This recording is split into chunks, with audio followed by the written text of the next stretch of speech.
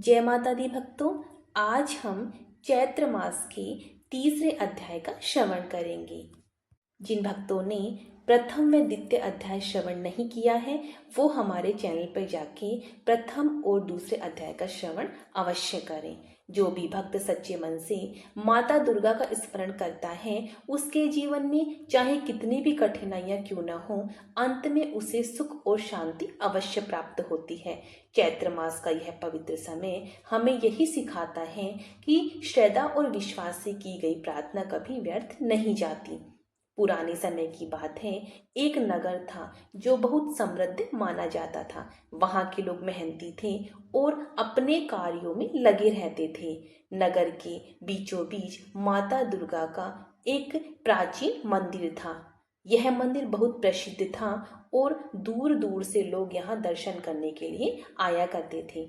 चैत्र मास आते ही उस मंदिर में विशेष पूजा आरंभ हो जाती थी। सुबह से ही भक्तों की भीड़ उमड़ जाती थी। मंदिर में घंटियों की ध्वनि गूंजने लगती थी और चारों तरफ भक्ति का वातावरण बन जाता था। उसी नगर में एक साधारण परिवार रहता था।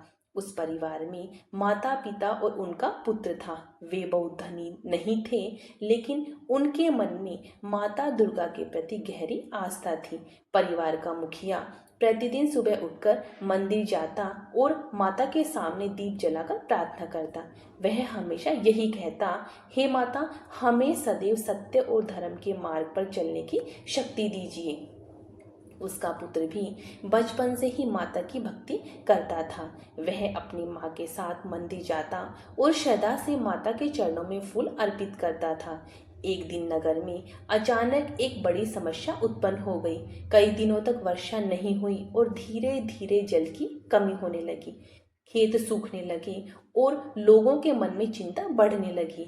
नगर के लोग परेशान होकर मंदिर पहुंचे और माता दुर्गा से प्रार्थना करने लगे। लेकिन कुछ लोग ऐसे भी थे जिन्होंने विश्वास खो दिया था।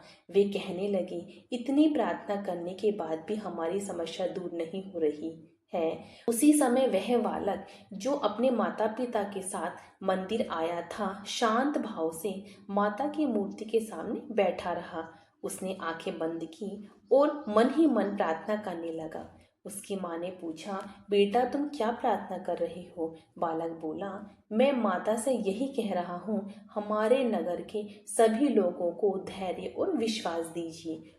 उसकी बात सुनकर मंदिर के पुजारी बहुत प्रसन्न हुए। उन्होंने कहा, बेटा, सच्ची भक्ति वही है जिसमें मनुष्य केवल अपने लिए नहीं बल्कि सबके लिए प्रार्थना करे।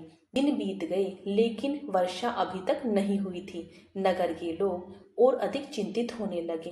तब उस बालक के पिता ने सब लोगों से कहा, हमें निराश नहीं होना चाहिए। माता दुर्गा हमारी परीक्षा ले रही हैं, हमें धैर्य और विश्वास रखना चाहिए।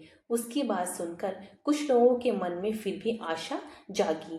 अगले दिन पूरे नगर के लोगों ने मिलकर मंदिर में विशेष पूजा करने का निर्णय लिया। सब लोग एकत्रित हुए, भजन गाए और श्रद्धा से माता की आरती की। मंदिर का वातावरण इतना पवित्र हो गया कि हर व्यक्ति का मन भक्ति से भर गया।